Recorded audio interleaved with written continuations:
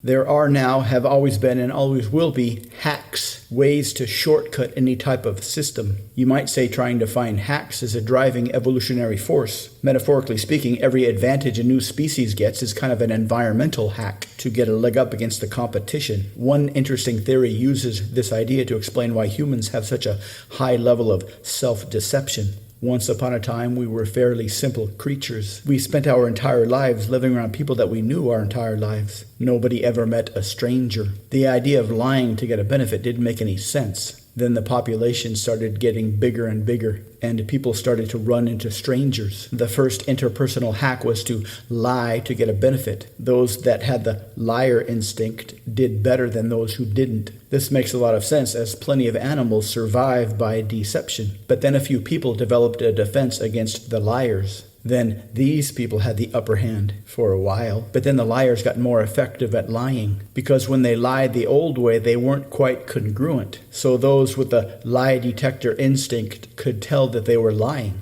But then the new liars figured out a new way to lie more congruently by first lying to themselves. And these folks were the most effective, the ones that had a subconscious intention and a conscious intention. Maybe this is true, maybe it's not. But nature does tend to use whatever works. The problem with ideas like this is a lot of us are still brainwashed by believing ideas according to how people think the world should be, rather than the way it is. Under these rules, lying is bad. People shouldn't lie. Therefore, in our past, nobody did lie. At least not enough to make an evolutionary difference. Maybe the people in charge believed that if they actually admitted that once upon a time people did get an advantage from lying, then we would all start to lie. And that just wouldn't be acceptable, because only the people in charge are allowed to lie. Maybe we humans have a do as I say, not as I do instinct. That seems to be a very common strategy of whoever is in charge of other people. Ever since the dawn of time, there's always been two sets of rules. One set for the dudes in charge,